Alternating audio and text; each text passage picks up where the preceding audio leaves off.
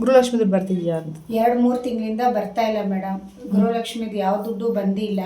ಆಮೇಲೆ ration card ಎಲ್ಲ cancel ಮಾಡಿದ್ದಾರೆ.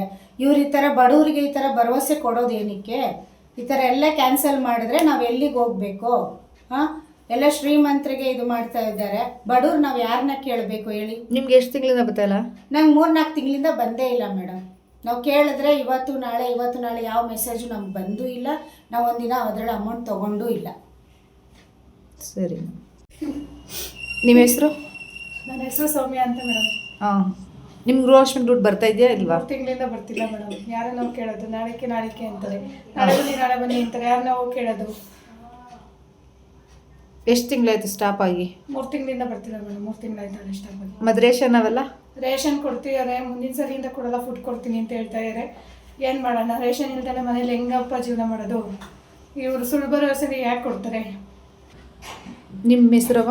ಸುಷ್ಮಾ ಅಂತ ಹೇಳಿ, ನಿಮ್ಮ ಗೃಹಲಕ್ಷ್ಮಿ ದುಡ್ಡು ಬರ್ತಾ ಇದೆಯಾ ಯಾವಾಗಿಂದ? ಬರ್ತಾಯಿಲ್ಲ ಮೇಡಮ್ 3 ತಿಂಗಳಿಂದ.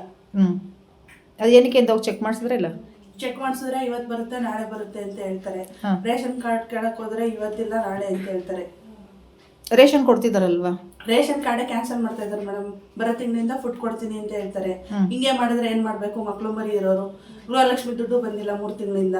ಮಕ್ಳು ಮರಿ ಇರೋರು, ಕೂಲಿ ಮಾಡ್ಕೊಂಡು ತಿನ್ನೋರೆಲ್ಲ ಹೋಗ್ಬೇಕು ನಾವು.